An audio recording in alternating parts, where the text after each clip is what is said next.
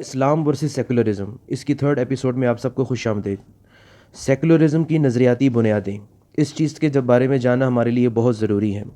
اب آئندہ آنے والی جو ہے 5 سے 6 جو ایپیسوڈ ہوں گی وہاں ہم سیکولرزم کے نظریاتی بنیادوں کو ہی ڈسکس کریں گے۔ اس میں ان تحریکوں اور عناصر کا ذکر کیا جائے گا جنہوں نے یورپ میں سیکولرزم کی راہ ہموار کرنے میں اہم کردار ادا کیا، اور ان میں 3 سب سے نمایاں ہیں۔ ایک تو ہے نشاط ثانیہ، جسے رینیسانس بھی کہا جاتا ہے۔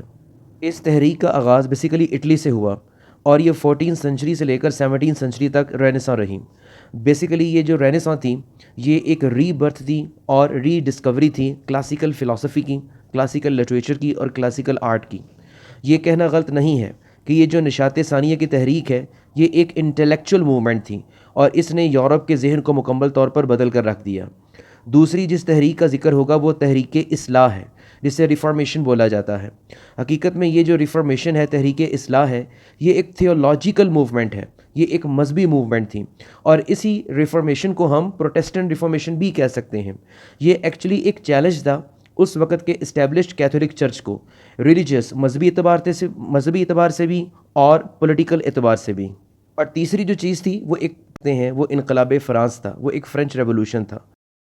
دراصل نشاط ثانیہ، تحریک اصلاح اور فرانسیسی انقلاب کے نتیجے میں دنیا اور اس کے معاملات کے بارے میں اہل مغرب کے نقطہ نظر میں اہم تبدیلیاں رونما ہوئیں۔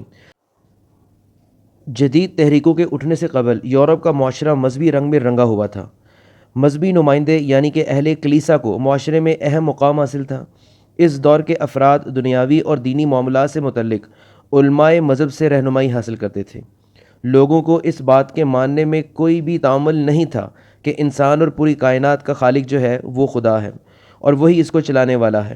ان کا اس بات پر بھی یقین تھا کہ یہ مادی دنیا اس وسیع کائنات کا ایک حقیر سا جز ہے۔ ان کا اس بات پر بھی ماننا تھا کہ فرشتے، روح، جنت، دوزخ اور خدا یہ سب چیزیں برحق ہیں۔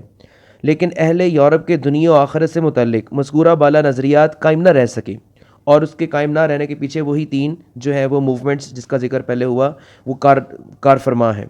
اور یورپ میں متعدد ایسی تحریکوں نے سر اٹھایا جن میں نشاط ثانیہ، احیاء علوم، تحریک اصلاح اور انقلاب فرانس وغیرہ، اور وہ واقعات جنہوں نے مغربی دنیا سے مذہب کو رخصت کر کے ان کو لادینیت کی راہ میں لا کھڑا کیا۔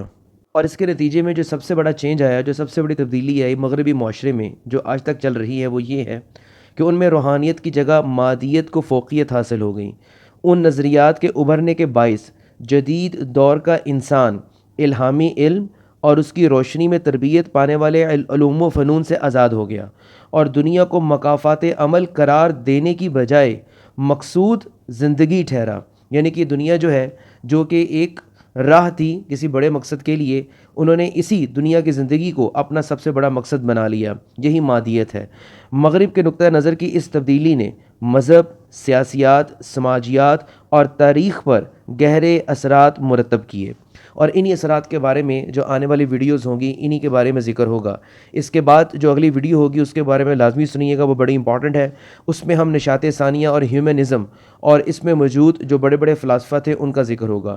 پھر اس کے بعد جو ہے ریفارمیشن، تحریک اصلاح کا ذکر ہوگا مکمل طور پر، اس کا جو بھی ہسٹوریکل اور انٹلیکچول کانٹیکسٹ ہے۔